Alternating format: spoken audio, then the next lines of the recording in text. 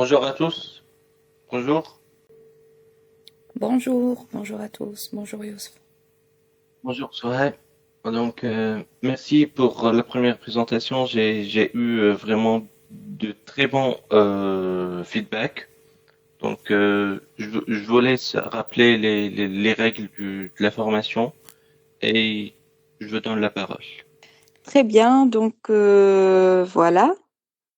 Euh, Juste pour un peu récapituler ce qu'on a fait, en fait, dans le chapitre 4, on a commencé par voir les trois premières sections. L'aperçu des techniques de thèse, technique de boîte noire, technique de boîte blanche. C'est à peu près les deux tiers du chapitre. Il nous reste deux parties pour cette séance. Ce que je vous propose, en fait, c'est de commencer par des questions, des demandes d'éclaircissement si vous avez eu l'occasion de lire le contenu du chapitre 4 du syllabus. Après, on va poursuivre la présentation des deux dernières parties. Est-ce que ça vous va?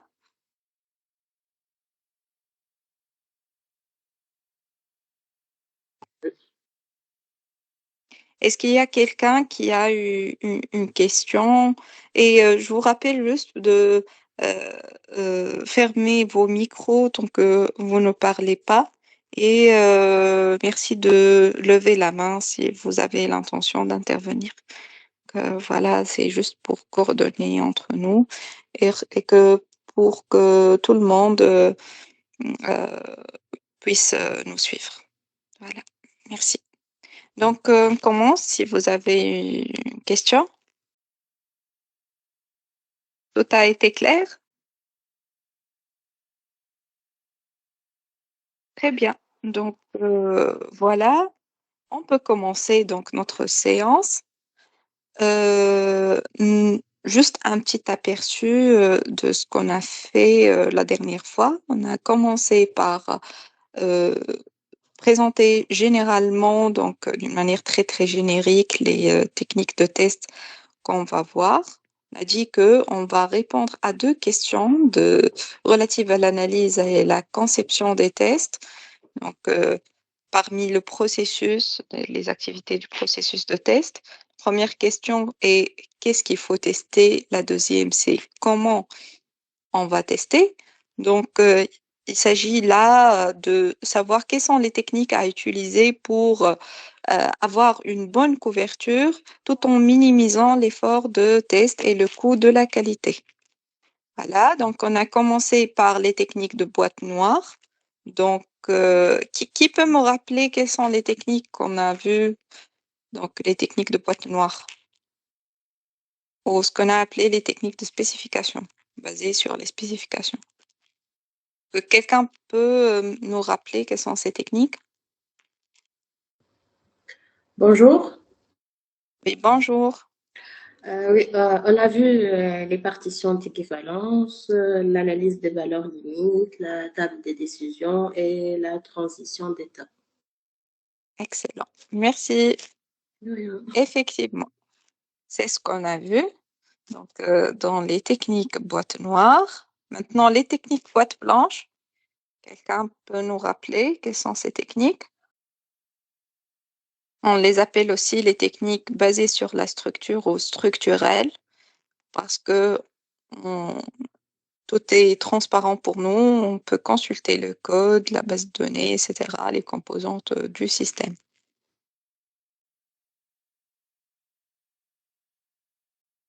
Bonjour Sohaib. Bonjour. Bon, je me rappelle de deux techniques telles le test des instructions et le test des branches. Oui, exactement. Merci, Khaled.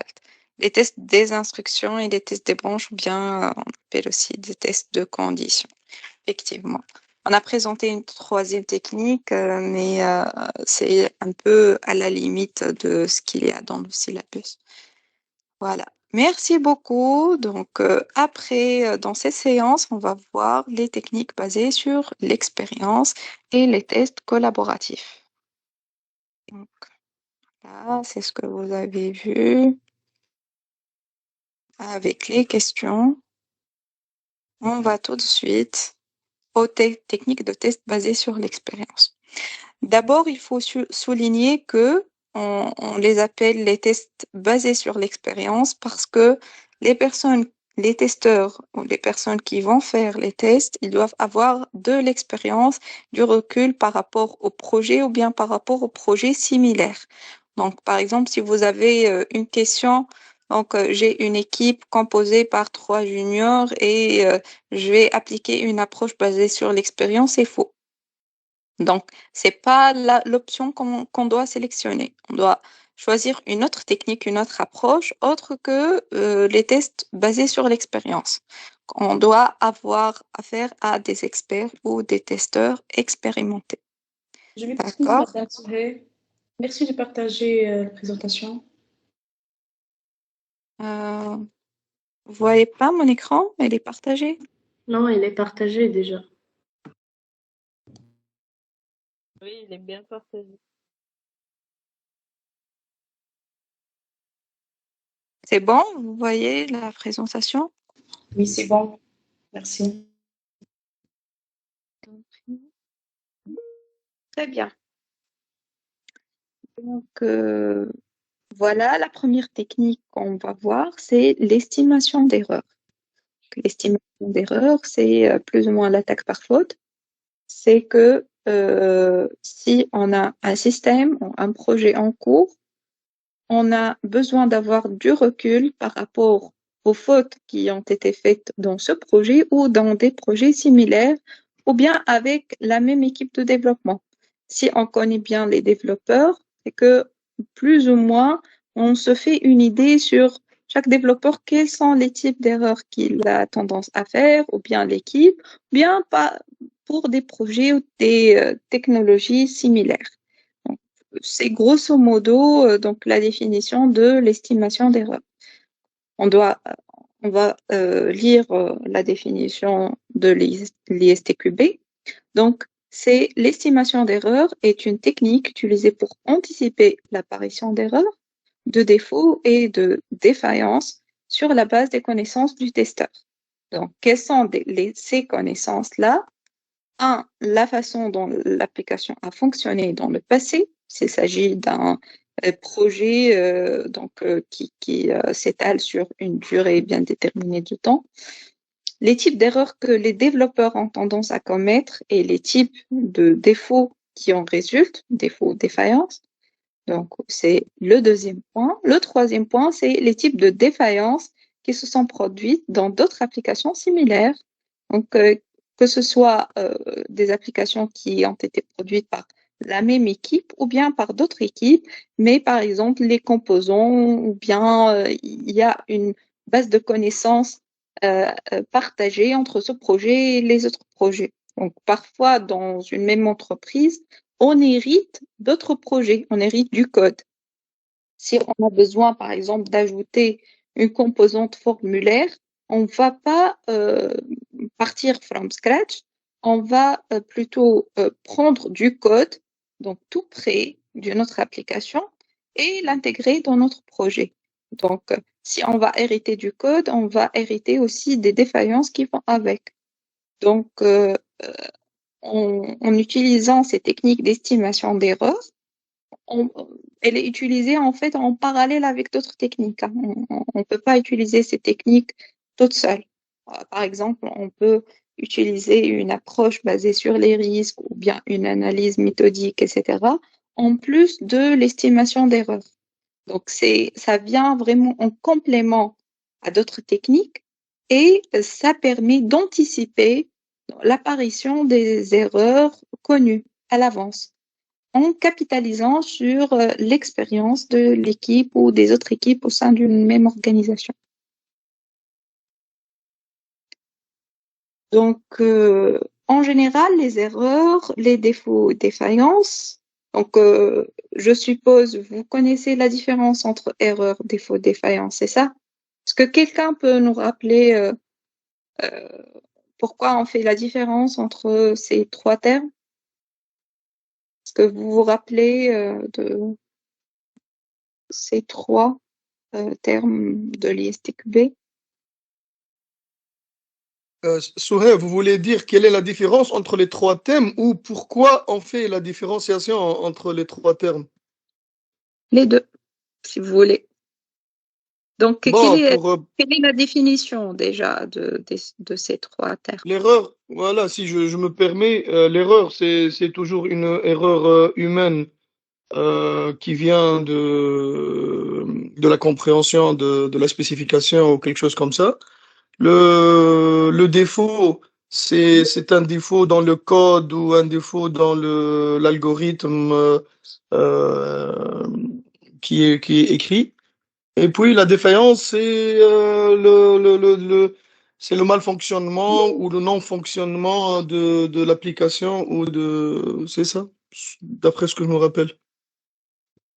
Oui, il y a aussi Petit Sem qui lève la main. Petit Sem, vous pouvez intervenir aussi? Bonjour. Oui, c'est ça. Une erreur, c'est une action humaine dans le code. Défaut, c'est une erreur produite. L'erreur produit un défaut, imperfection dans le logiciel. Et la défaillance, c'est causé par un défaut constaté dans le composant d'un système. D'accord, merci beaucoup, Petit Sem. Khaled. Khaled, vous avez posé une deuxième question. Pourquoi on fait la différence? Est-ce que vous pouvez répondre? Bon, après une petite réflexion pendant que Petit Sem parle, peut-être c'est bon pour savoir où intervenir dans la lecture ou dans la revue et savoir l'origine du défaut. Est-ce qu'il est chez le développeur, chez le testeur ou dans l'application même? C'est pour s'orienter pour la correction du bug, par exemple. Oui, effectivement. En fait, les trois, vous avez déjà bien répondu à la question, vous avez bien défini donc les trois termes. Et en fait, les techniques utilisées pour détecter les trois types d'erreurs, on va dire, de défauts, diffèrent. En fait, les erreurs, c'est pas comme euh, on peut détecter les défauts et les défaillances et encore d'autres techniques qu'on peut utiliser. Donc voilà. Et aussi pour avoir les causes racines, ce qu'on appelle les causes racines, c'est généralement les erreurs humaines qui sont à l'origine des défauts et qui ont causé les défaillances dans le système qui est en train de s'exécuter. D'accord? Donc voilà. Euh, L'estimation d'erreur peut s'appliquer aux trois et on peut généralement contrôler ces problèmes de trois manières différentes. Contrôler les entrées, les sorties et les interfaces. Donc les entrées, par exemple, entrée correcte, non acceptée, paramètres erronés ou manquants, etc. Ou bien c'est dans les cas, disons, les tests positifs, aussi les tests négatifs. S'il y a une entrée erronée, elle ne doit pas être acceptée. Si elle est acceptée, c'est aussi un problème. D'accord? Il y a aussi la sortie. Donc, format incorrect, résultat erroné. Donc, résultat erroné, par exemple, je vais, je sais pas, en cliquant sur un bouton, je dois avoir un message qui dit que l'opération s'est déroulée avec succès. Alors, le résultat est à l'encontre de cette spécification. Donc, le résultat n'est pas correct. La logique, des cas manquants, des opérateurs incorrects. Le calcul, donc opérande incorrect, calcul erroné. Par exemple, si on veut calculer une somme ou bien une moyenne, etc., une moyenne pondérée, alors que le calcul nous donne une moyenne simple avec des pondérations 1 partout. Donc ça, c'est une défaillance causée par un défaut dans le code, mais en fait, si on remonte, peut-être le business analyst n'a pas bien spécifié la formule. Donc voilà. Et les interfaces, et c'est vraiment une composante très, très importante dans les logiciels. Donc, les interfaces, par exemple, non-concordance des paramètres, type incompatible, etc. vous savez que lorsqu'on code, en général, il y a plusieurs entreprises où il y a des unités, et bien, il y a aussi le back-end et le front-end. Parfois, le front-end, il est finalisé avant le back-end ou l'inverse. Le front-end, il consomme des API à partir des interfaces, des API, c'est des interfaces, du back-end. D'accord? Et lorsqu'il va consommer, ils doivent avoir une sorte de protocole entre eux. Donc, il faut y avoir des conventions pour respecter une certaine nomenclature des API. Si les paramètres ne suivent pas cette convention, il y aura en fait des défaillances dans le système. Donc voilà, il y a des API, des interfaces qui parlent entre elles en quelque sorte, et il y a des unités qui sont prêtes avant d'autres, qu'ils doivent communiquer entre elles. Donc, si on ne respecte pas la conception de départ, il y aura une non-concordance des paramètres, bien des variables dans les interfaces. C'est pour ça qu'on doit impérativement contrôler les interfaces. D'accord? Est-ce que c'est clair? Oui. Très bien. Donc, on va finir par cette diapo pour l'estimation d'erreur. Donc, les attaques par faute, ou bien l'estimation d'erreur, constituent une approche méthodique. Donc, ce qu'on va voir ou ce qu'on a vu, ils sont répertoriés, catégorisés dans des approches. Par exemple, les tests qu'on va voir, les tests basés sur l'expérience, les tests exploratoires, c'est en fait une approche. L'approche, elle définit en quelque sorte le plan de test et comment on va tester. D'accord? Il y a l'approche basée sur les risques qui en découle des techniques. Là, on est dans la technique estimation d'erreur et elle se découle de l'approche méthodique. D'accord? Donc, voilà, cette technique exige du testeur qu'il crée ou acquiert une liste d'erreurs. Donc, notre départ, c'est la création, l'acquisition d'une liste d'erreurs, de défauts, de défaillances possibles, et qu'ils conçoivent des tests qui identifieront des défauts associés aux erreurs, exposeront les défauts, provoqueront les défaillances. Donc, par exemple, si je vais vous donner un exemple vraiment très, très pratique. Donc, par exemple, on a une interface d'ajout d'une liste de valeurs. D'accord? Donc, et en fait, on a on a un bouton ajouter. Donc, essayez d'imaginer un peu l'interface. C'est une interface très très simple avec qui montre une liste de valeurs, donc qui est composée par un code et un libellé, un X, 2 Y, 3 Z, etc. On a un bouton ajouter, donc pour ajouter une nouvelle valeur. On a un bouton modifier, supprimer, associé à chaque valeur. D'accord?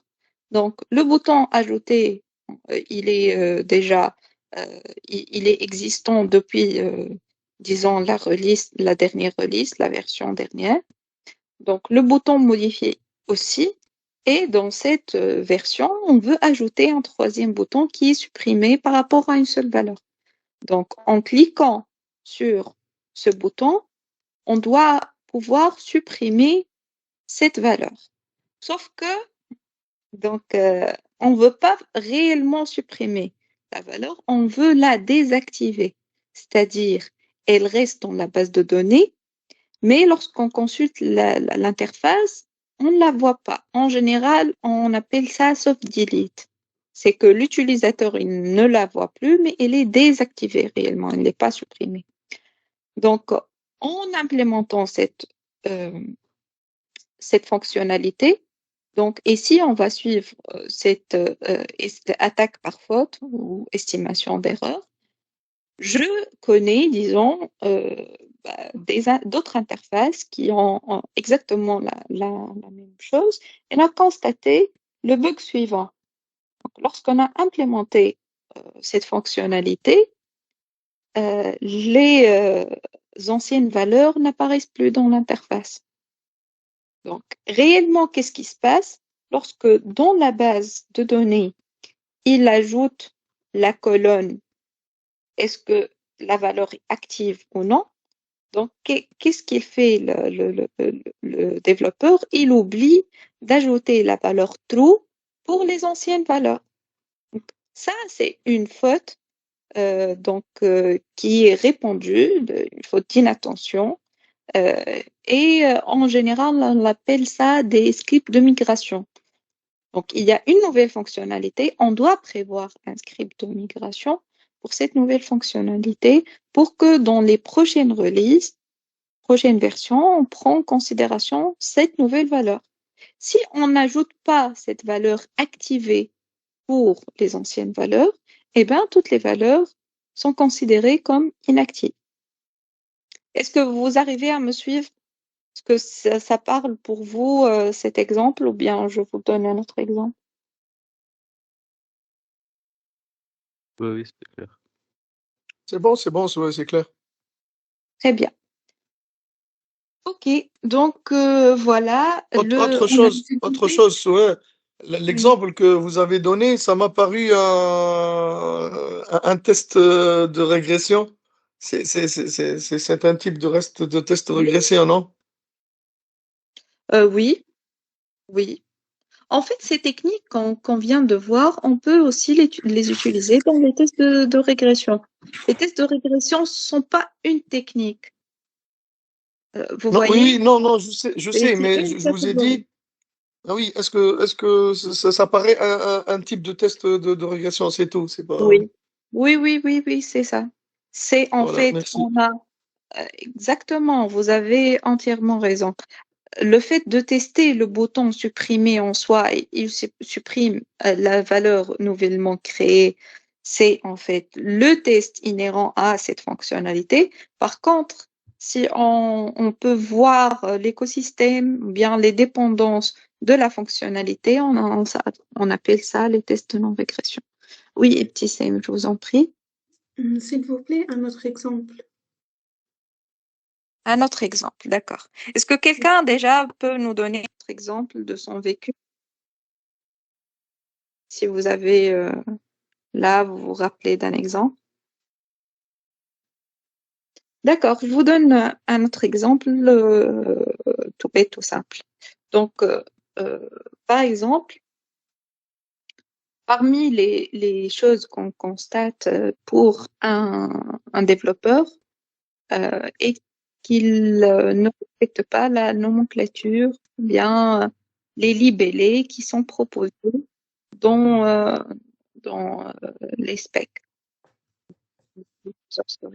En fait, les specs ou les exigences, donc en général, définissent, lorsqu'il s'agit d'une nouvelle interface, définissent les noms des boutons, les couleurs, etc., dans une maquette ou bien écrit en tant qu'exigence. Ce développeur, ça veut rien dire pour lui. Il laisse des libellés en français, en anglais, c'est comme il veut. Donc, pour ce développeur, donc, en ces estimations d'erreur, c'est une erreur qu'il fait très souvent. Et donc, chaque fois qu'il nous livre une chose, on doit toujours vérifier, on doit commencer par les libellés et les tests ergonomiques. Parce qu'on sait, pour ce développeur, c'est systématique en fait.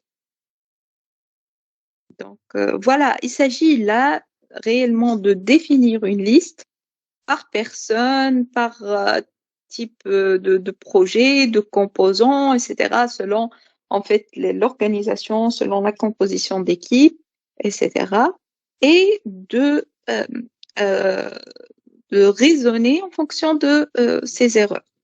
D'accord?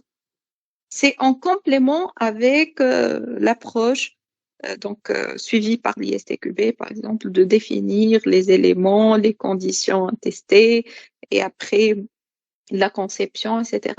Là, on part des erreurs on va écrire les tests en se basant sur ces erreurs-là. D'accord? Pour provoquer ces erreurs. Aussi, il y a un autre exemple. Donc, une équipe de développement, généralement, elle ne soucie pas des cas négatifs, des contrôles. C'est-à-dire, lorsqu'on spécifie, par exemple, un champ email et un champ mot de passe pour une inscription. Donc, le cas négatif, c'est que l'email, en fait, introduit ne respecte pas une certaine convention. Il ne respecte pas la structure de l'adresse mail. D'accord? Donc, lorsque j'écris dans ce champ A, B, C, théoriquement, il doit me renvoyer une erreur et il me dit que ABC n'est pas une adresse mail correcte. Donc, cette équipe de développement, généralement, ils font le développement, ils se basent sur les tests unitaires uniquement sur les cas passants. C'est-à-dire, il fait, par exemple, il renseigne une adresse email correcte et un mot de passe aussi correct. Tant que ça marche, pour lui, la fonctionnalité est prête à être livrée. D'accord? Dans ce cas-là, on prête une attention particulière sur les cas non passants. OK? C'est bon? Souhail, s'il vous plaît, j'ai pas compris la notion passant et non passant. C'est la première fois que je l'entends. C'est qui parle, pardon? Khaled, c'est Khaled. C'est Khaled. OK. On l'a vu la dernière fois, non? Je pense qu'on l'a vu. En fait, les cas passants et non passants, c'est les cas positifs et négatifs.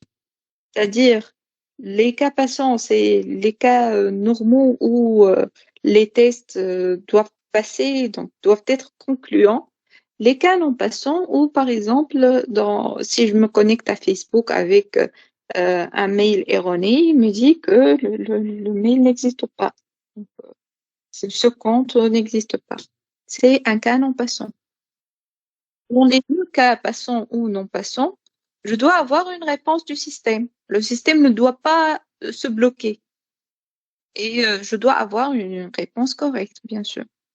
C'est pas la même notion quand on a vu l'exemple de la télévision avec le off et le secteur, etc.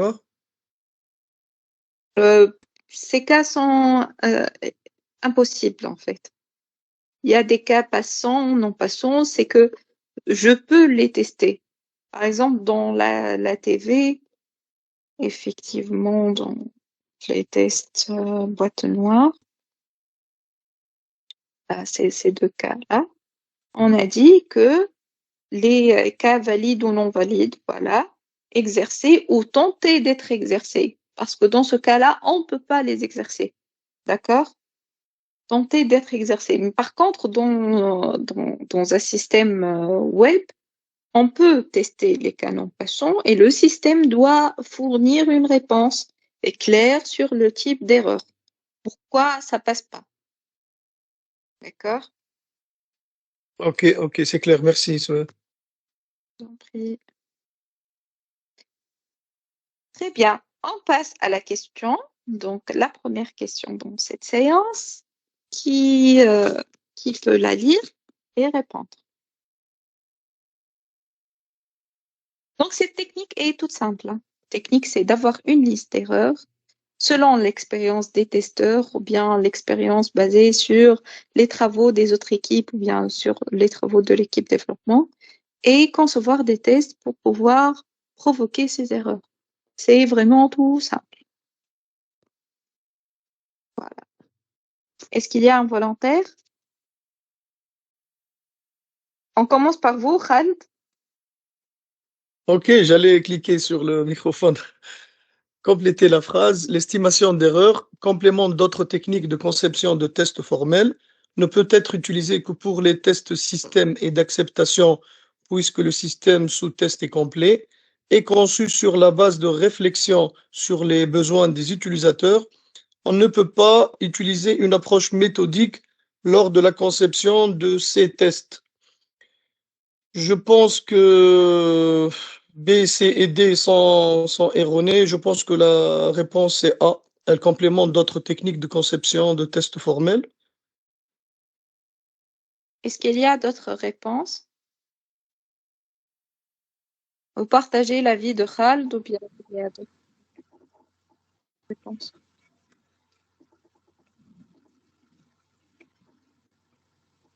Peut-être C aussi. C'est oui. Mhm. En fait, la réponse est effectivement A. Donc, on va parcourir quand même les autres réponses. Pour la A, c'est complément d'autres techniques de conception de test formels. Et oui, donc on peut généralement pas utiliser l'estimation d'erreur toute seule comme technique de test. B ne peut être utilisé que pour les tests système et acceptation puisque le système sous test est complet. Mais non. On a dit que, d'ailleurs, l'estimation d'erreur, elle peut se baser sur des erreurs, des défauts et des défaillances.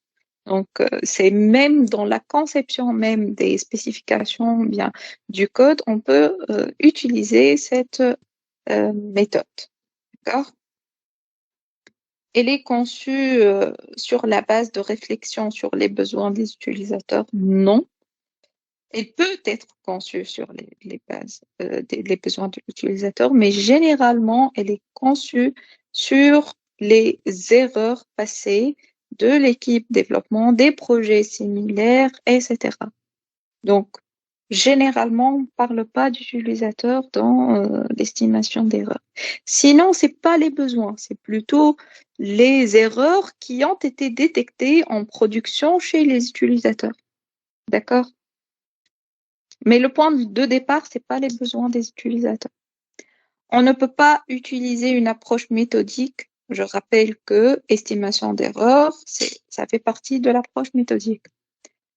Lors de la conception de ces tests-ci, on peut utiliser l'approche méthodique et c'est ce qu'on vient de voir donc dans cette partie. D'accord?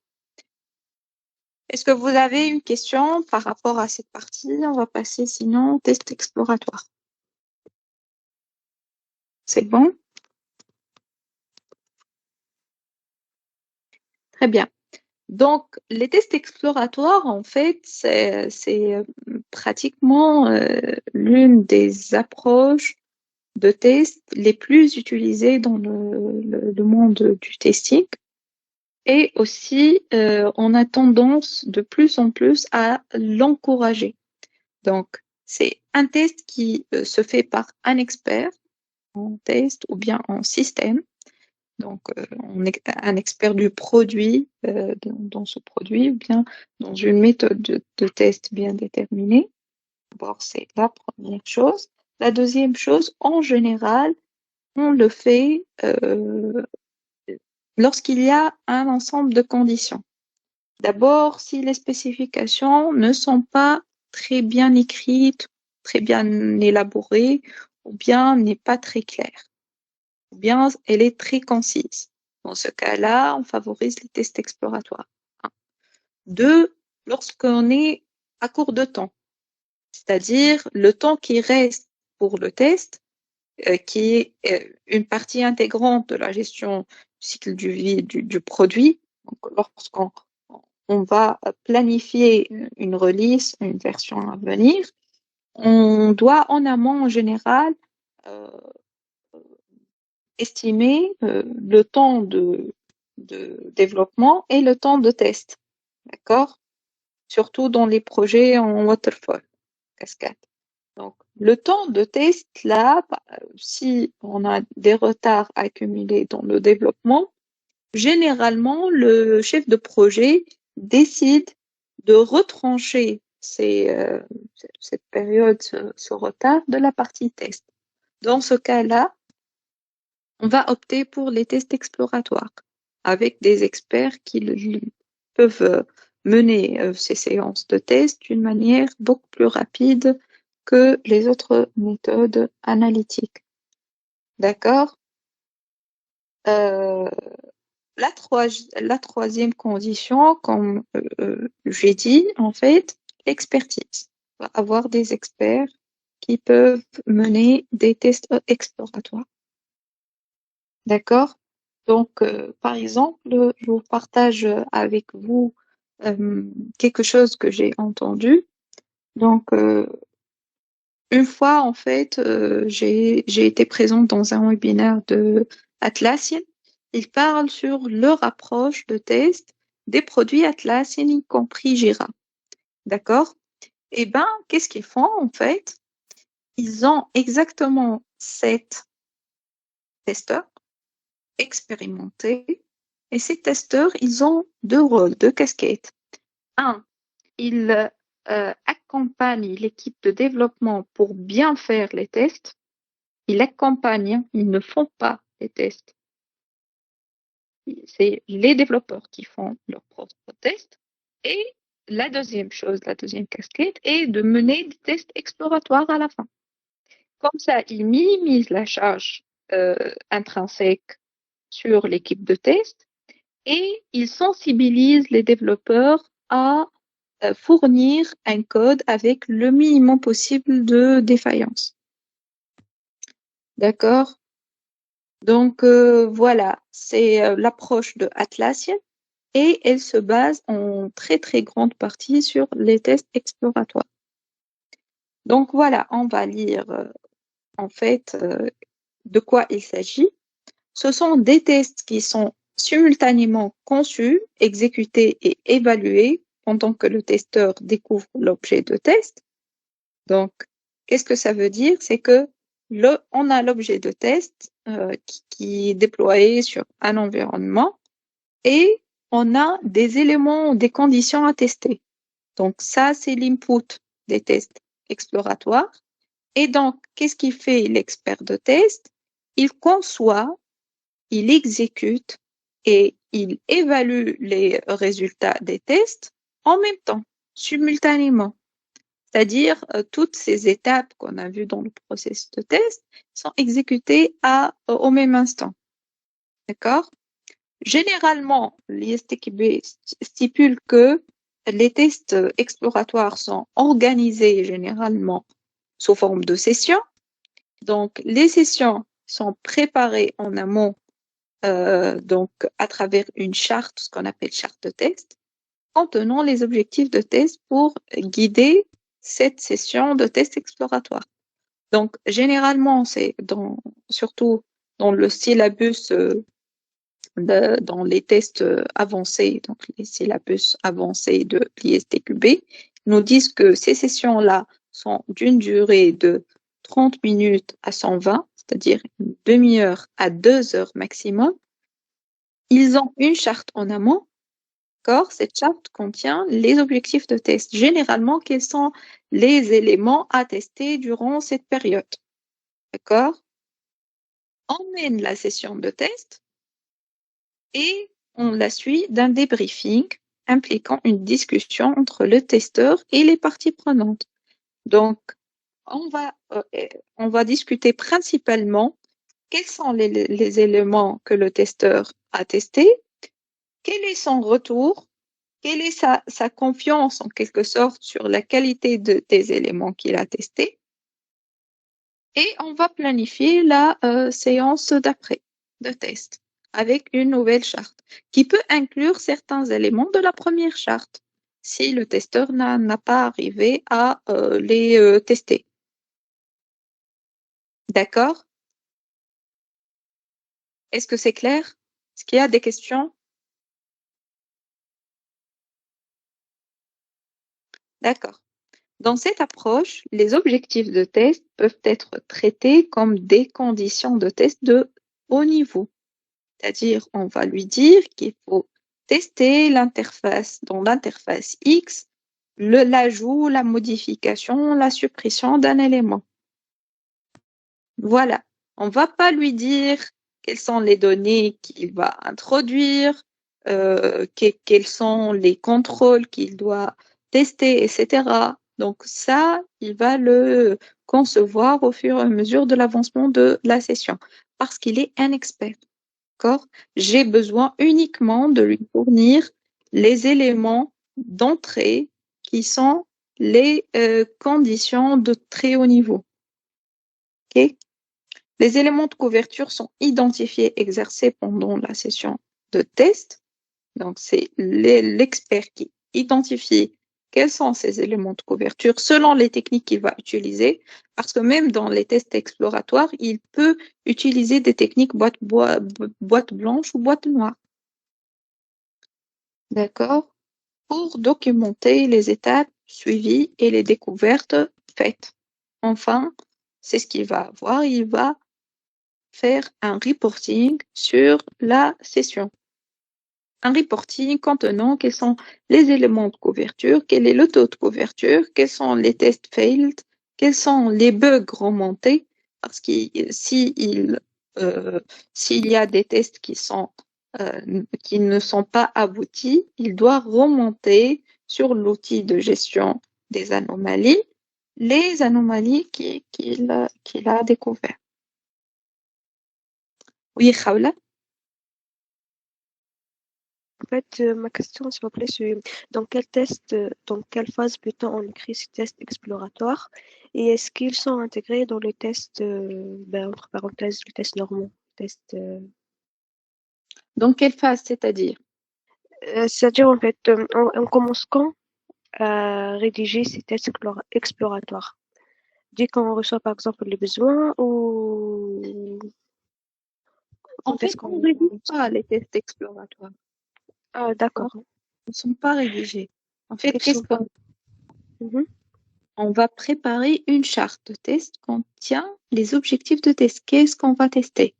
Pas comment on va tester. C'est l'expert qui va tester. C'est le testeur qui, durant cette session de test, on a dit de 30 minutes à 120 minutes maximum, il va concevoir, il va c'est-à-dire élaborer ces tests, les exécuter et évaluer la sortie en même temps. D'accord? Il n'y a pas un travail de préparation en amont, des conditions, des bases de données, de l'implémentation. Tout ça, on ne le fait pas dans les tests exploratoires. D'accord. D'accord? Il y a pas un contrôle derrière, on fait confiance, par exemple, à 100% un testeur expérimenté. Non. C'est pour ça que j'ai dit que les tests exploratoires, en général, ils viennent en complément avec d'autres approches. Là, comme Atlas, il y a une ils font les tests menés par l'équipe de développement et à la fin, ils font les tests exploratoires pour valider ce que l'équipe de développement a reporté, a trouvé. D'accord? En général, c'est en complément à d'autres techniques de test, mais c'est dans le cas où on a vraiment le temps de faire autre chose. Parfois, on a des délais très très serrés et il nous faut un ou deux experts qui mèneront les tests exploratoires sans faire rien d'autre. D'accord? C'est des cas particuliers selon les contraintes du projet.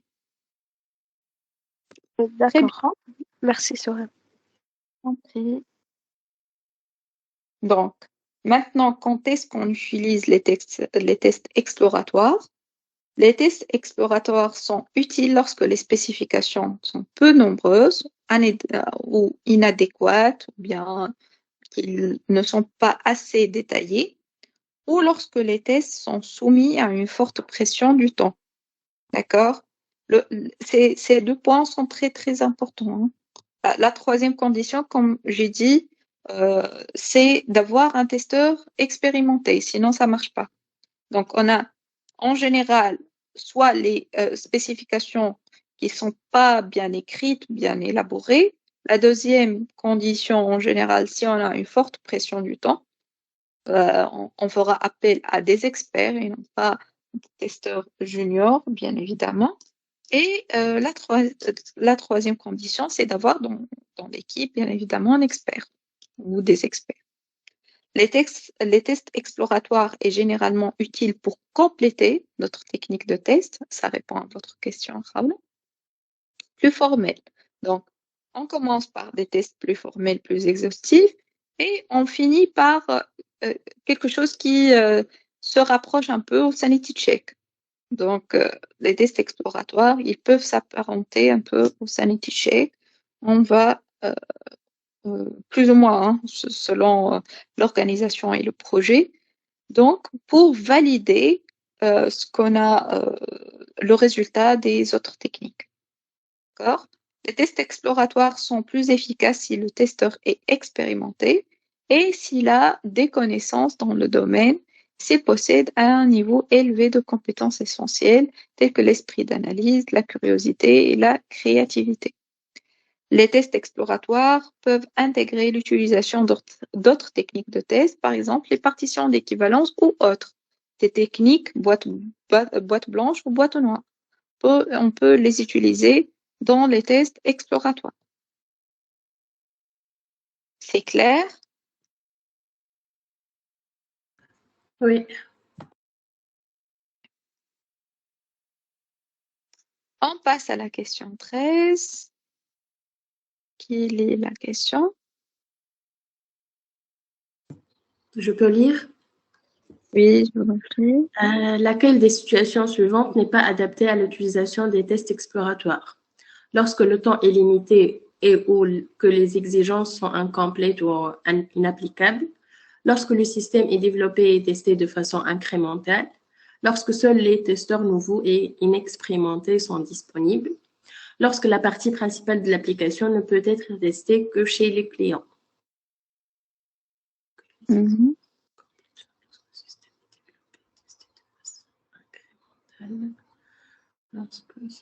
Il n'est pas adapté. Il n'est pas adapté. Ah, d'accord. On reste toujours sur la réponse A, Sohail. Et d'autres avis?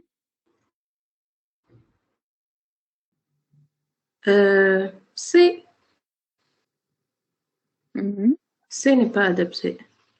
Est-ce qu'il y a d'autres réponses? Ah. D. Donc, on a A, C, D. Donc, on va les lire. Ah, adapté. n'est pas adapté. C n'est pas adapté.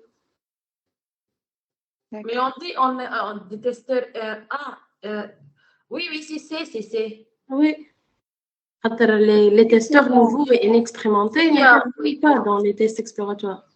Exactement, c'est la réponse C. Pourquoi? Ah. Parce qu'on a des testeurs seniors, on n'a pas de testeurs juniors que le texte explore. Oui, les testeurs nouveaux et inexpérimentés n'interviennent pas dans le test exploratoire. Exactement, c'est ça. Soit on peut vraiment sélectionner cette réponse, sinon on peut procéder par la technique d'élimination. Donc, lorsque le temps est limité ou des exigences sont incomplètes ou inapplicables, c'est justement une situation favorable au test exploratoire. D'accord? Ah oui. B, lorsque le système est développé et testé de façon incrémentale, ça n'a aucune incidence sur le choix de l'approche. On peut utiliser n'importe quelle approche si le système est développé de façon incrémentale. C'est lorsque seuls les testeurs nouveaux et inexpérimentés sont disponibles. Et là, on a dit que l'approche des tests exploratoires, c'est une approche basée sur l'expérience. Donc, c'est effectivement, on ne peut pas utiliser des tests exploratoires. Dès lorsque la partie principale de l'application ne peut être testée que chez le client, même si on est chez le client, on peut appliquer cette approche-là. On peut utiliser les tests exploratoires. Donc, la réponse est C. Très bien. On finit par les tests sur les checklists. Donc, ça s'apparente un peu avec la première technique qu'on a vue. D'accord? Donc, cette fois, la première fois, on a dit pour les estimations des erreurs, on a en quelque sorte une liste ou bien une checklist des erreurs, des défauts, des défaillances. Maintenant, on a un autre type de checklist. Cette fois, c'est les conditions de test à tester à partir d'une checklist. D'accord? Donc, dans les tests basés sur les checklists, un testeur conçoit, implémente et exécute des tests pour couvrir les conditions de test à partir d'une checklist. Les checklists peuvent être construites sur la base de l'expérience, de la connaissance de ce qui est important pour l'utilisateur ou de la compréhension du pourquoi ou du comment des échecs logiciels. Par exemple, il y a des checklists partout pour le test des API. Il y a des checklists pour les tests des applications mobiles. Donc, vous pouvez trouver ça sur Internet, sur LinkedIn. Donc, il y a des composants, bien des systèmes bien particuliers qui ont déjà des checklists qui est partagée par tout le monde. Ou bien, on peut se construire une checklist à partir des spécifications de notre système. Donc, les éléments de la checklist sont souvent formulés sous la forme d'une question. Il doit être possible de vérifier chaque élément séparément et directement. Ces éléments peuvent se référer à des exigences, à des propriétés d'interface graphique, à des caractéristiques qualité ou à d'autres formes de conditions de test. Des checklists peuvent être créées pour soutenir différents types de tests, y compris les tests fonctionnels et les non fonctionnels. C'est-à-dire là, pour les tests, généralement pour les tests basés sur l'expérience, on peut les utiliser dans les tests fonctionnels et non fonctionnels. On peut utiliser des techniques boîte noire et boîte blanche.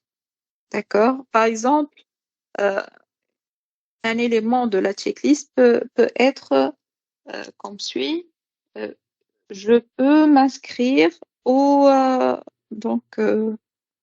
l'application en cliquant sur ce lien. Donc, une autre condition, par exemple, je peux exporter tous les clients dans une durée inférieure à 5 minutes. C'est un test non fonctionnel. Ou est-ce que, en général, c'est une question. Est-ce que je peux... Donc là, on va répondre oui ou non. Comment répondre? On va élaborer les cas de test qui, justement, mettent en évidence cette caractéristique fonctionnelle ou bien non fonctionnelle. Certaines entrées de la checklist peuvent devenir progressivement moins efficaces au fil du temps parce que la checklist, elle est maintenue tout au long du projet parce que les développeurs apprendront à éviter de commettre les mêmes erreurs. Donc, pour cela, on doit mettre à jour régulièrement la checklist afin de tenir compte des défauts de sévérité élevée nouvellement trouvés. Donc, si on trouve d'autres défauts, on doit mettre à jour la checklist. Aussi, si le système évolue, doit tenir compte des nouvelles caractéristiques fonctionnelles et non fonctionnelles dans la checklist. En l'absence de cas de test détaillés, le test basé sur les checklists peut fournir des lignes directrices et un certain degré de cohérence pour les tests. Donc, ça devient une base. Donc, notre testware, les tests qu'on a élaborés se basant sur les checklists, elles peuvent devenir donc une base pour comprendre le système, pour avoir un degré de cohérence élevé pour les nouveaux tests. D'accord? Donc, grosso modo, c'est quoi ces techniques? C'est un ensemble de questions portant sur les caractéristiques à tester, que ce soit fonctionnelles ou bien non fonctionnelles. À partir de cette liste, doit pouvoir concevoir des cas de test de haut niveau et de bas niveau, c'est-à-dire des cas de test détaillés par la suite pour pouvoir les exécuter. D'accord? Et cette checklist, elle doit être révisée, mise à jour régulièrement pour prendre en compte les défauts, les défaillances qui sont nouvellement trouvées. Oui, est-ce qu'il y a une remarque? Question 14. Est-ce qu'il y a un volontaire? Je peux lire. Oui, je vous en prie. Quelle affirmation est la plus juste au sujet des tests basés sur des checklists? Les testeurs peuvent utiliser une checklist existante s'il existe une ou créer eux-mêmes une checklist. Il s'applique uniquement aux tests non fonctionnels. Les testeurs ont besoin d'exigences détaillées pour créer une checklist. Il s'applique uniquement aux tests fonctionnels. Bon, le B et D sont à éliminer. Il reste le A et le C. Les testeurs peuvent utiliser une checklist existante. A. Effectivement, c'est A. Oui. Donc, quand est-ce qu'on a besoin d'exigences détaillées? En général, lorsqu'on parle des tests boîte noire. Donc, sinon, on n'a pas besoin des exigences détaillées pour créer une checklist. On a dit que ce sont des éléments à tester de haut niveau. Donc, on n'a pas besoin, dans ce stade, quelque chose de détaillé. Donc, elle s'applique aux tests fonctionnels et non fonctionnels. Donc, B et D à éliminer. Il nous reste que A. Donc, les testeurs peuvent effectivement utiliser une checklist existante et l'enrichir peut-être, ou créer une nouvelle checklist. Bien. Maintenant, une question. S'il vous plaît, avant de passer. Oui. Par rapport à l'utilisation du checklist existant, on a dit que une checklist doit être à jour. Ici, par exemple, on doit utiliser une qui existe déjà, c'est-à-dire elle peut être non à jour et pour d'autres tests qu'il faut qu'on ajoute. Oui, système. Ça dépend. En fait, je vous donne un exemple. On est dans les tests système, on a élaboré de zéro une checklist. Maintenant, on va passer au test de maintenance. On a dit qu'en passant à l'équipe maintenance support client, on doit fournir les tests web. On doit fournir cette checklist. Donc, ce sont une équipe de tests qui font les tests de maintenance et support client et ils vont utiliser notre checklist qui est toute prête. Vous voyez, déjà, c'est un exemple où on utilise une checklist existante. Aussi, je vous ai parlé des tests API. En général, il y a des checklists pour les tests API de très haut niveau et on doit pouvoir les mettre à jour pour être adaptés à notre projet. D'accord. Est-ce que, je sais pas s'il vous plaît, est-ce que vous pouvez nous montrer un exemple d'une checklist qu'est-ce qu'elle contient, en fait, les tests en détail, les résultats obtenus attendus, ou sont des tests s'écrits d'une façon Cette liste, elle ne contient pas des tests. On a dit, elle contient des éléments à tester. Ok? comme du fonctionnalité, par exemple. Exactement. Et elle contient les conditions de test sous forme en général de questions. D'accord. Donc, vous pouvez me contacter par LinkedIn si vous voulez, vous ou n'importe qui est dans ce meet, et je peux vous envoyer des exemples de checklist. Ok, merci. Je t'en prie. Donc voilà, merci Oumaima donc pour la réponse. C'est effectivement la réponse A pour la question 14. Maintenant, on passe aux questions de synthèse. On a la question 15 et 16. Est-ce qu'il y a un volontaire?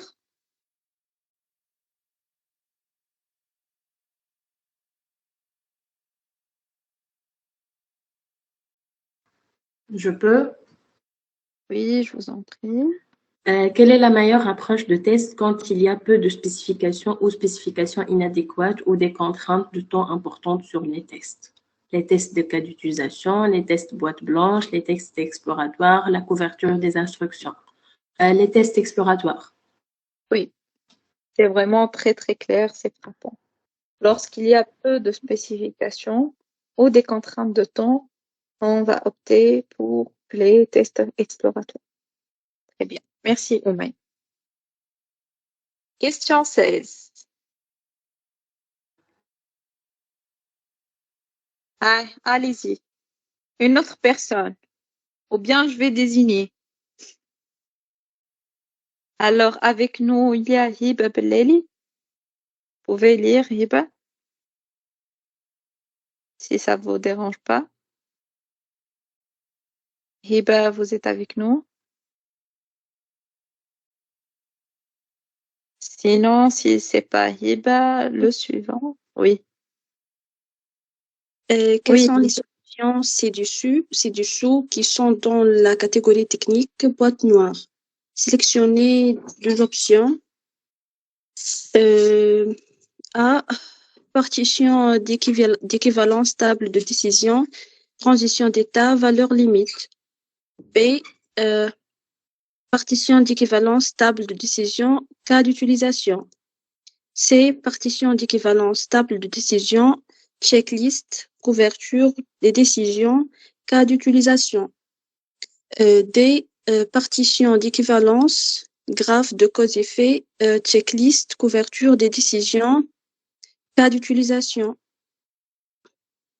E. Partition d'équivalence, graphe de cause-effet, checklist, couverture des décisions et valeurs limites.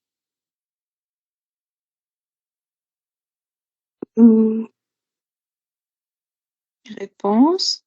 Partition d'équivalence. Technique boîte noire. Technique boîte noire. C'est très simple. Valeur limite. Partition d'équivalence.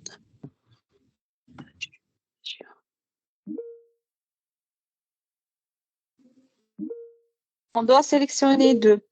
Partition. Ouais. A. Oui. La réponse c'est A. A. Il y a deux réponses, deux options. A et B. B, effectivement. Donc là, il y a vraiment une réponse, une des options qui est éliminatoire. Il y a checklist. Checklist, c'est une technique basée sur l'expérience, c'est pas une technique boîte noire. D'accord? Et on la retrouve dans C, D, E. Utilisation. Vous voyez? Il y a aussi couverture des décisions. On la trouve dans C, D, E. C'est une technique boîte blanche. OK? Ok. Donc, c'est éliminatoire. Donc, C, D, E, on va l'éliminer tout de suite, se basant sur ces deux entrées, et il nous reste que A et B. D'accord. D'accord? Je m'excuse. C'est quoi un graphe de cause-effet? En fait, c'est une technique qui est basée sur les modèles. Par exemple, il y a les cas d'utilisation, il y a les graphes de cause-effet, il y a d'autres modèles, en fait, séquentiels, etc. Donc, ce sont des modèles, c'est-à-dire des graphes UML, qui sont utilisés pour extraire des cas de test, pour en déduire des cas de test. D'accord? D'accord, merci. Pardon, on a vu cette notion-là dans les chapitres 3.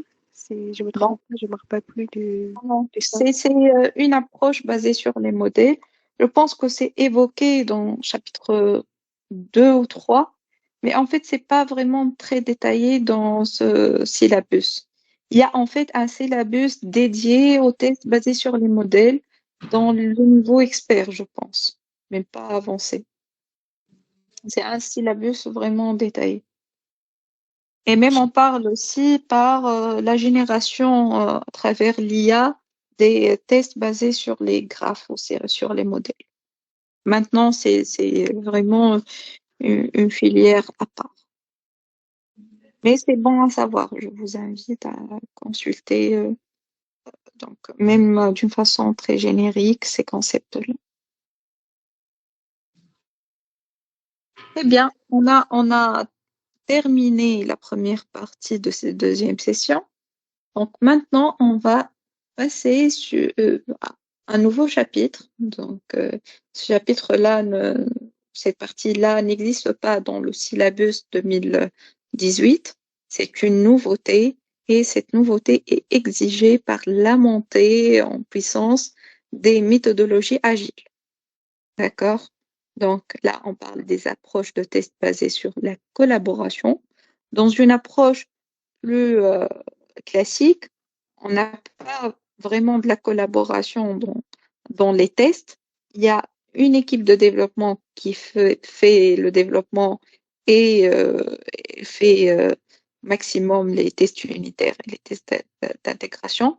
Il y a l'équipe de test qui fait les tests système fonctionnels et non fonctionnels en général. Donc maintenant, on parle plus de collaboration, parle d'une équipe de développement qui sont à la fois des développeurs et des testeurs, ou bien s'il y a des testeurs aussi dans la casquette testeurs, mais qui appartiennent à l'équipe de développement, qui sont considérés en tant que développeurs dans les approches agiles. Donc c'est une partie très importante. Donc même en dehors de l'STQB, dans le travail ou bien dans l'interaction entre le testeur et l'équipe de développement. Donc, je vous invite vraiment à être concentré durant cette partie. Donc, on va commencer par la rédaction des user stories. Vous savez que dans les approches agiles, on tient à minimiser au maximum la documentation. Donc, l'approche alternative, c'est d'utiliser des user stories donc, qui sont unitaires. On va voir quelles sont déjà les qualifications, les critères d'une user story bien élaborée. Donc, et de collaborer pour rédiger ces user stories. D'accord? Donc, est-ce que vous êtes initié d'abord? Est-ce que quelqu'un peut nous rappeler quel est le contexte de ces user stories? Oui. Votre prénom, s'il vous plaît? Lobna. Lobna. Bonjour, Lobna. Bonjour, Touhé.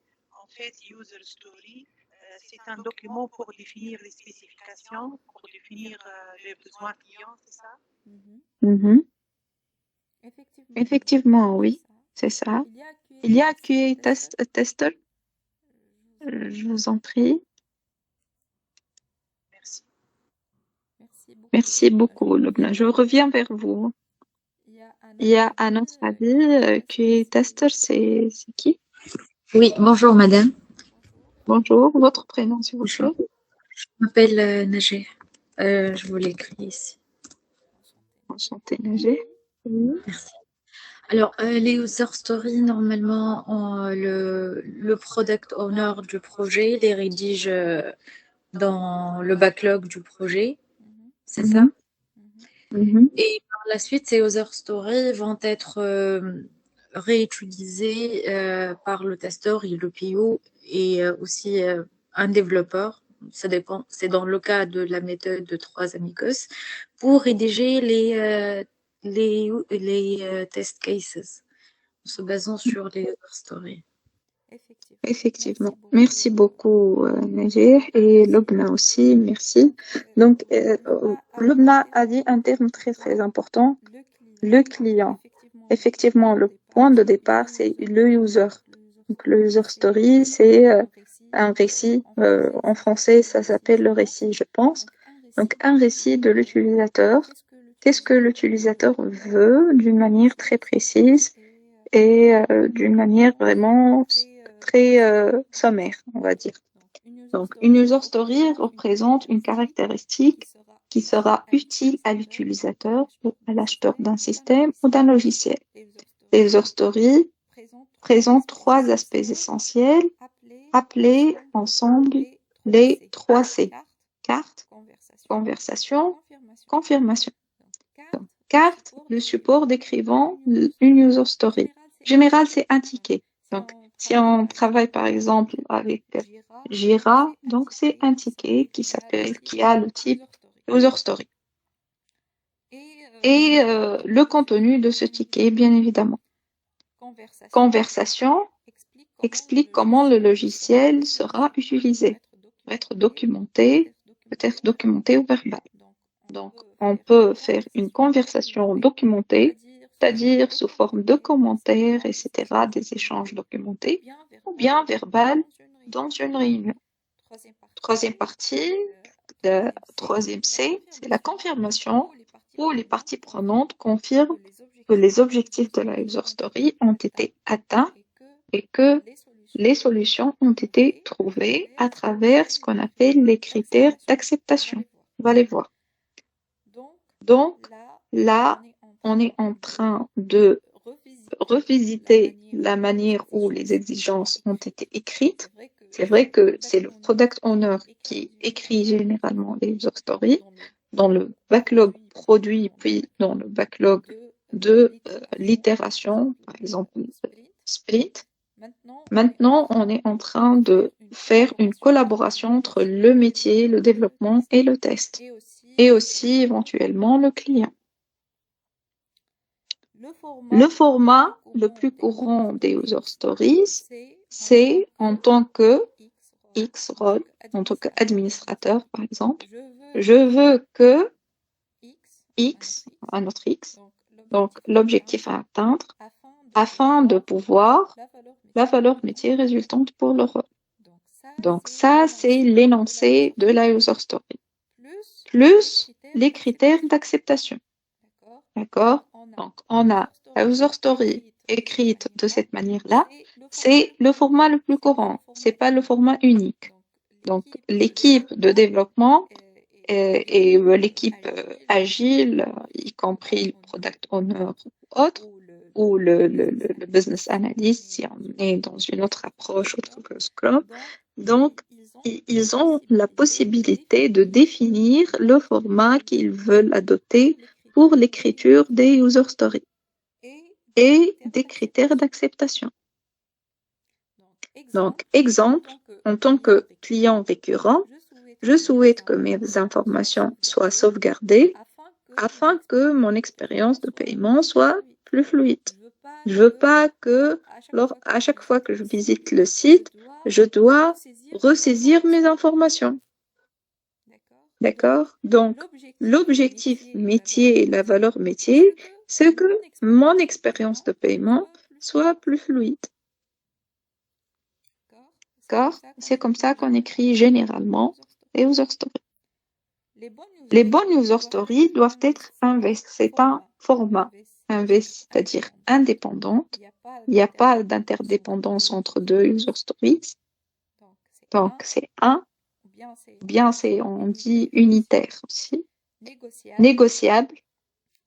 Donc, l'équipe de développement elle doit être en mesure de négocier ou de challenger en fait les user stories et le product owner doit prendre en compte ces négociations. Et 3, apporter de la valeur. Donc, valuable en anglais, c'est pour ça qu'on a gardé le V. Estimable, on doit pouvoir estimer la user story.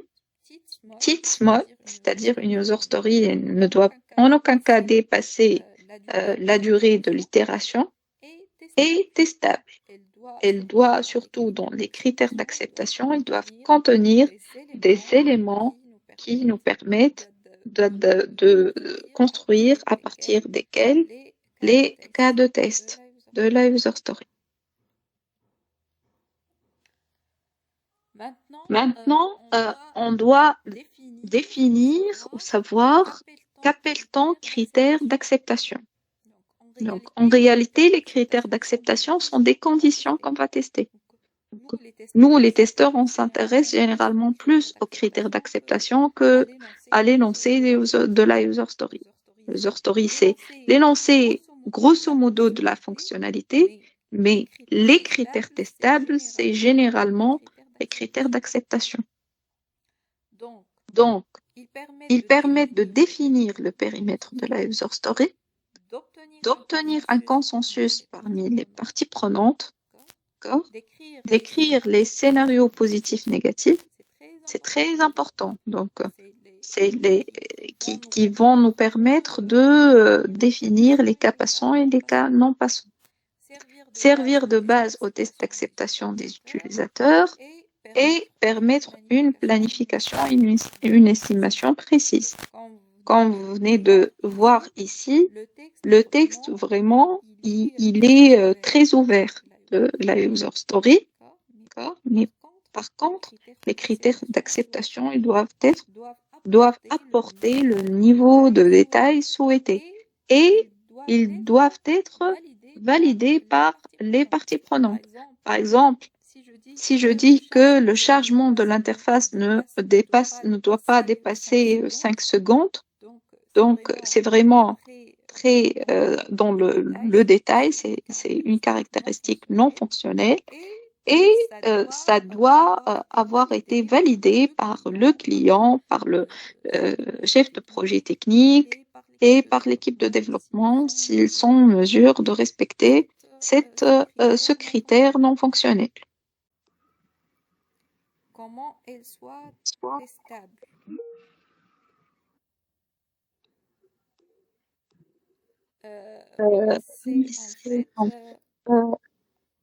Elles sont testables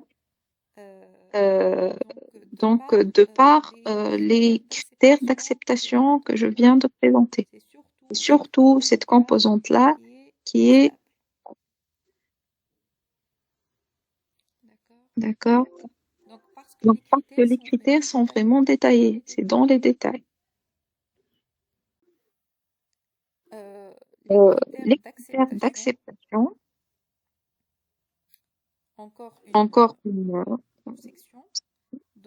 Donc, il existe plusieurs façons de rédiger des critères d'acceptation pour une story. Donc, on a vu en fait comment rédiger la story. Maintenant, on va voir les critères d'acceptation. Donc, on a deux façons de faire généralement. La première, c'est le BDD. La deuxième, c'est orienté vers des règles, des checklists, etc.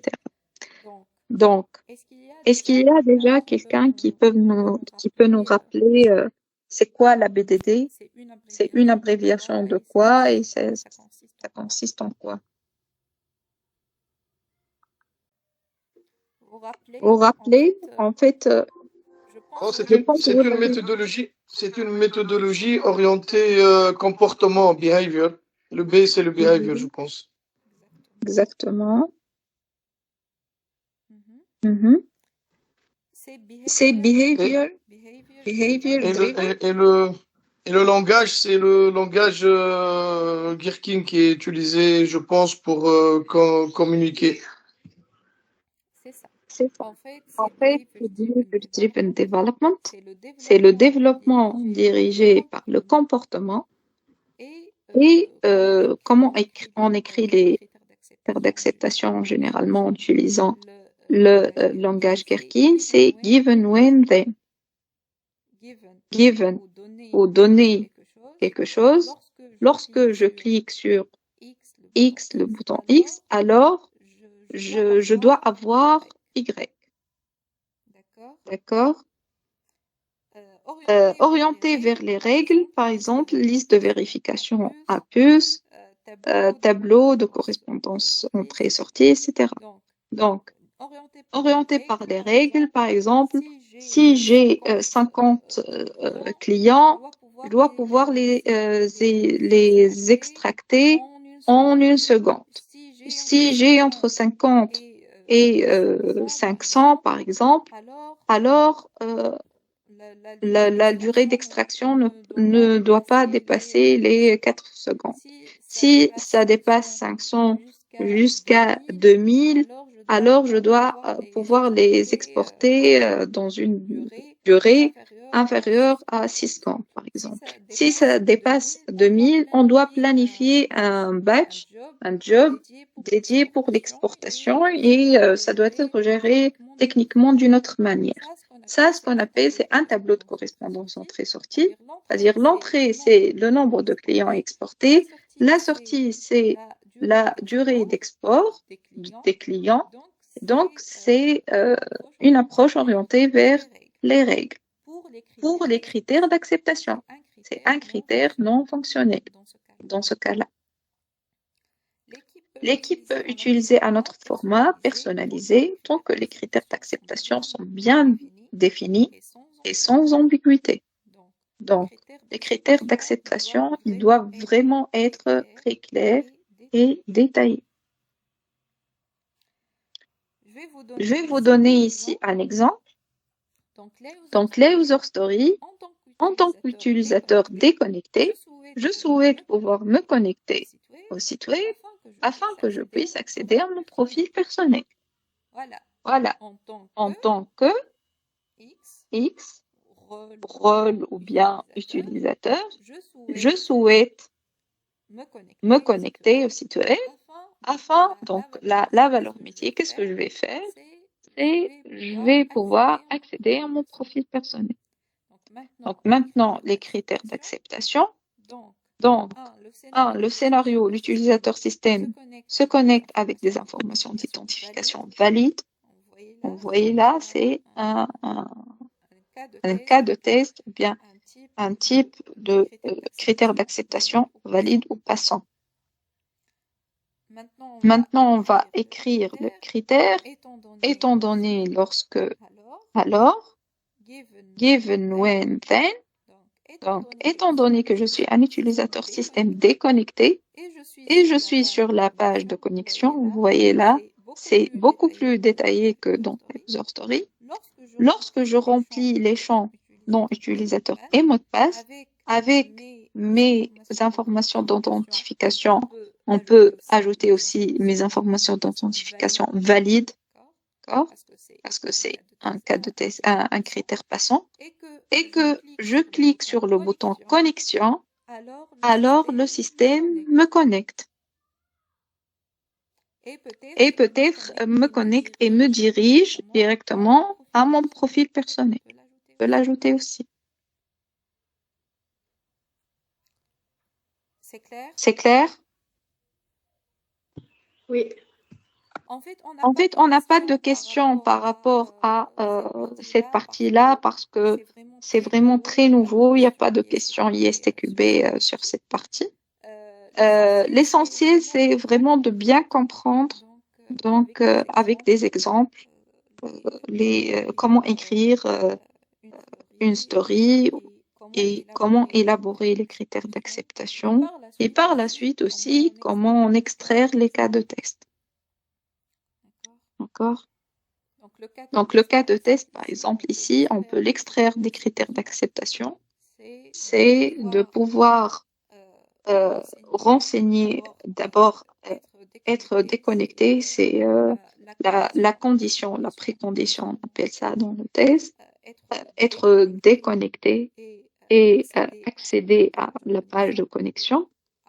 Après, on va remplir les champs non utilisateurs mot de passe avec les informations d'authentification valide et on clique sur le bouton. Ça, c'est le scénario.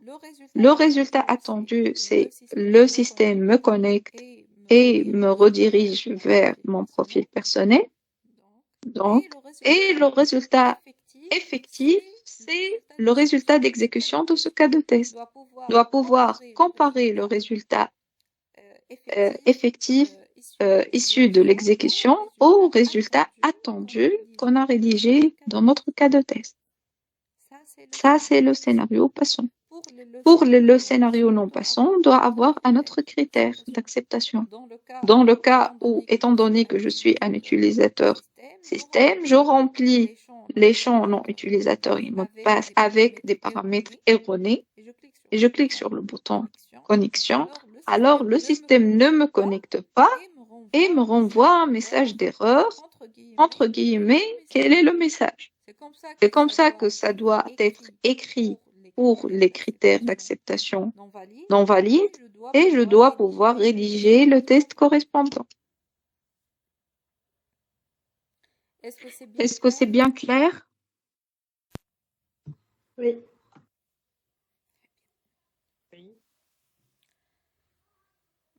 Maintenant, on passe au développement piloté par les tests d'acceptation.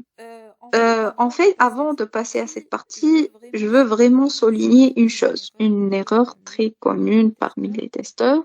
Faites le BDD, la TDD ou autre, c'est pas des méthodologies de test, c'est des méthodologies de développement.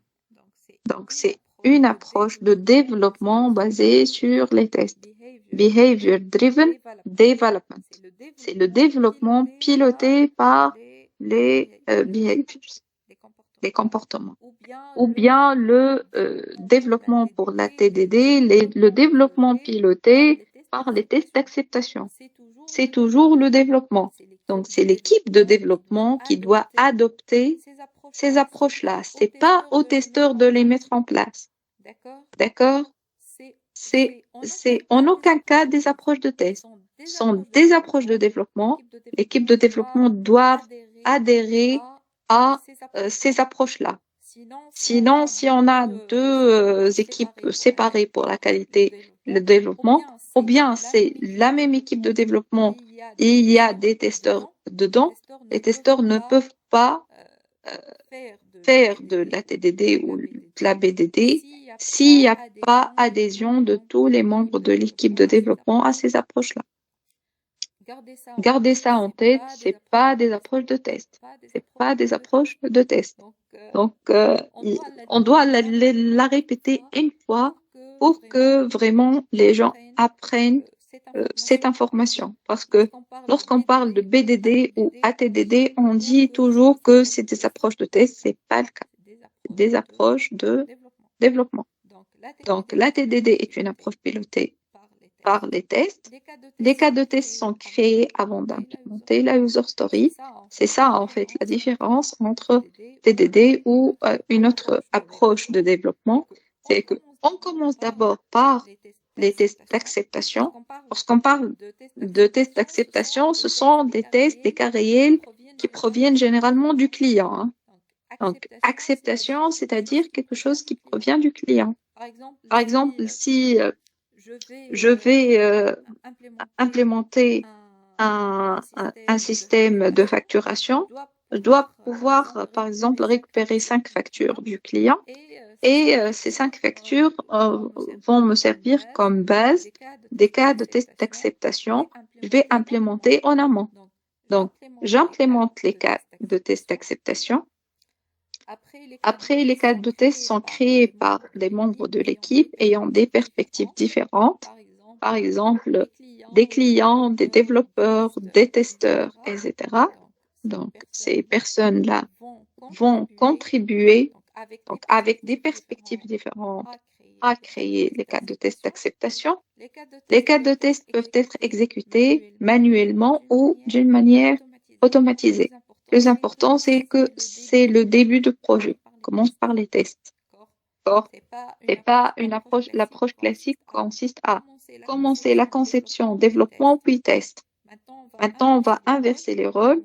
On va se baser sur les tests pour construire notre système. Lorsqu'ils sont définis dans un format pris en charge par un framework d'automatisation des tests, les développeurs peuvent automatiser les cas de test en écrivant le code correspondant au fur et à mesure qu'ils implémentent la caractéristique décrite dans une user story. Les tests d'acceptation deviennent alors des exigences exécutables. Donc, on écrit selon un langage bien déterminé les cas de test, on l'inscrit dans le framework d'automatisation. Ces cas de test vont générer du code, en quelque sorte. Ce code va être écrit, puis on fait le refactoring au niveau des équipes de développement et on aboutit à un système où les fonctionnalités exécutées, ils obéissent nativement aux exigences décrites par les cas de test. Donc, c'est par exemple comme l'outil Cucumber, donc où on écrit en langage Gherkin les critères d'acceptation, les cas de test. Ces cas de test vont générer des méthodes dans le code ou bien des unités. Ces unités vont être remplies par le développeur et en même temps, lorsqu'il finit une partie, il va pouvoir en temps réel exécuter ces tests correspondants qui ont été écrits en amont. D'accord? C'est ça en fait. Là, on est sûr que le code écrit obéit aux tests qui sont préalablement implémentés. Donc, la TDD implique plusieurs parties prenantes dans le processus suivant. D'abord, on fait les ateliers de spécification au cours duquel la user story et s'ils n'ont pas encore été définis, les critères d'acceptation sont analysés, discutés et rédigés par les membres de l'équipe, en l'occurrence par le product owner. Donc, ça, c'est l'atelier de spécification des user stories. En général, il est fait en collaboration avec le client et en présence de ce qu'on appelle le team lead ou l'expert technique. C'est quelqu'un qui peut en fait trancher surtout sur la faisabilité ou non d'une fonctionnalité ou d'un aspect. D'accord. Ou bien, donc, en général, on ne fait pas impliquer toute l'équipe de développement. En général, c'est un représentant et surtout si ce représentant, il est l'expert technique. Donc, voilà, on le fait, on le convoque généralement ces ateliers de spécification. De la création des cas de test basés sur les critères d'acceptation pouvant être considérés comme des exemples du fonctionnement de logiciel. On commence par la spécification et la rédaction des user stories et des critères d'acceptation. 2, on rédige, on crée, on conçoit les cas de test basés sur ces critères. 3, on fait le smoke testing. Et 4, on finalise les tests. Donc, là, en fait, le smoke testing, c'est quelque chose d'essentiel dans les projets, en fait, à très basse certitude, où on n'est pas certain du fonctionnement et dans un état très avancé de développement. Smoke testing, c'est, je pense, il est pris des tests des circuits électriques où lorsqu'on sent en fait du smoke, lorsqu'il y a des étincelles, il y a quelque chose comme ça, c'est qu'il y a vraiment le circuit n'est pas bien câblé. Donc, c'est vraiment au début du câblage qu'on fait ce smoke testing. C'est pareil ici. Dès les premières étapes de la construction du système, commence par des cas nominatifs positifs. C'est-à-dire, j'introduis mon email correct, j'introduis un mot de passe correct, je clique sur le bouton, je vais sur l'interface, par exemple, dashboard ou l'interface commune. C'est-à-dire, c'est le cas vraiment très, très commun. Par exemple, si je vais tester un distributeur. Le cas positif, c'est que j'introduis ma carte, je tape un code correct, je tire un montant très bien spécifié d'argent, je retire ma carte et c'est tout. Donc voilà, c'est ça en fait ce qu'on appelle un cas passant. D'accord? Si je vais introduire par exemple un code qui n'est pas correct et peut-être j'essaie si je vais tirer un montant inférieur par exemple à 10 dinars, ce qui ne peut pas se faire avec un distributeur, ou bien un montant au-delà de ce que j'ai de mon patrimoine, de ma balance sur le compte, ça, on est vraiment dans des scénarios avancés.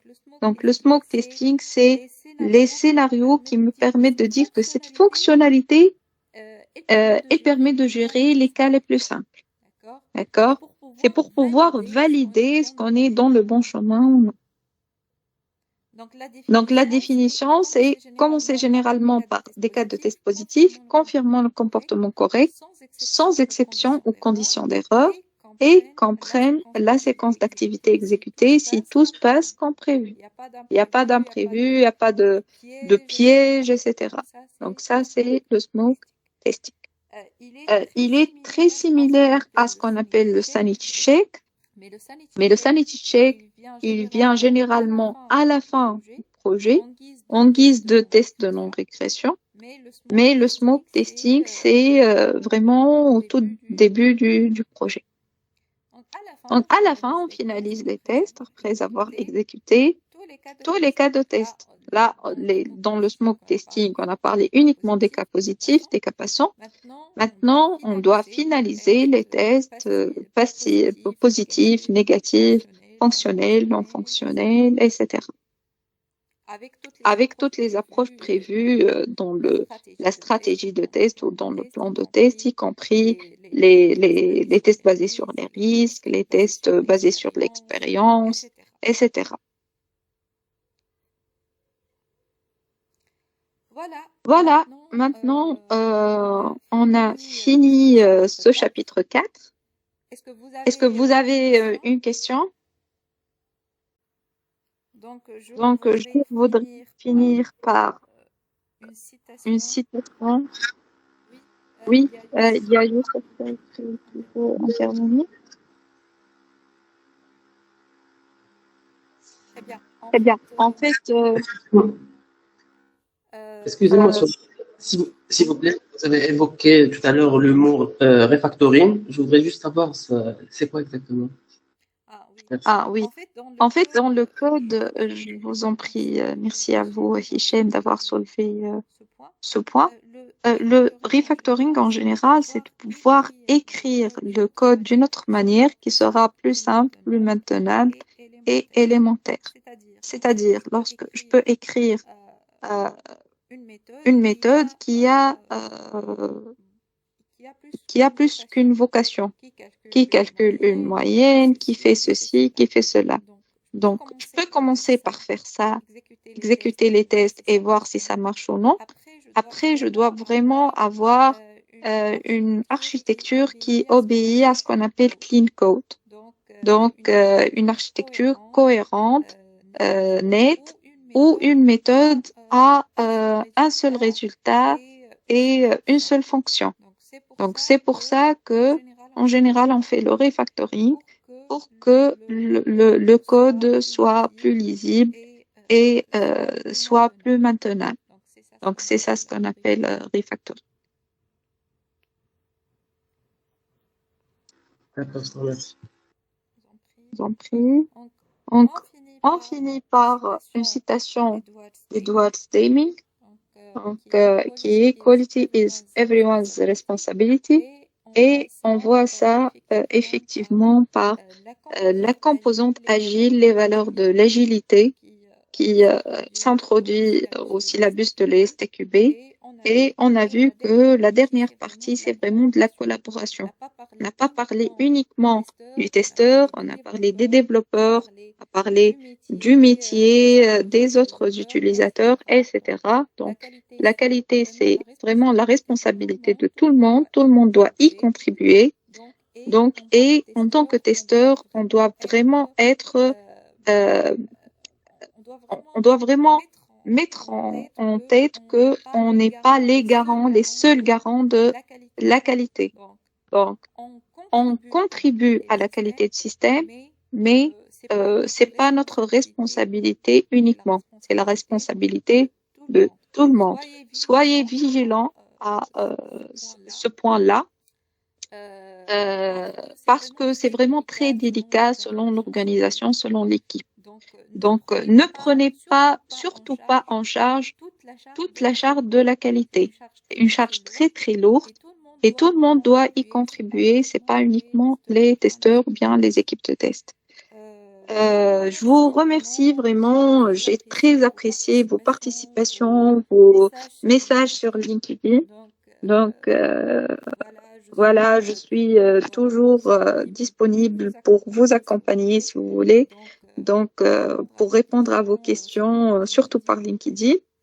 Et merci à Youssef qui nous a permis de se connecter aujourd'hui et toutes les semaines avec des experts de renommée dans le testing. Donc, je vous vraiment souhaite une bonne continuation dans certains dans vos projets de reconversion, bien dans la découverte du métier de testeur ou bien dans le perfectionnement de vos connaissances de testeur. Donc, bon courage et merci beaucoup. Merci à vous. Merci. Merci à vous. Merci à vous, madame. Merci beaucoup. Merci beaucoup, madame. Bonne journée. Merci. Merci à vous.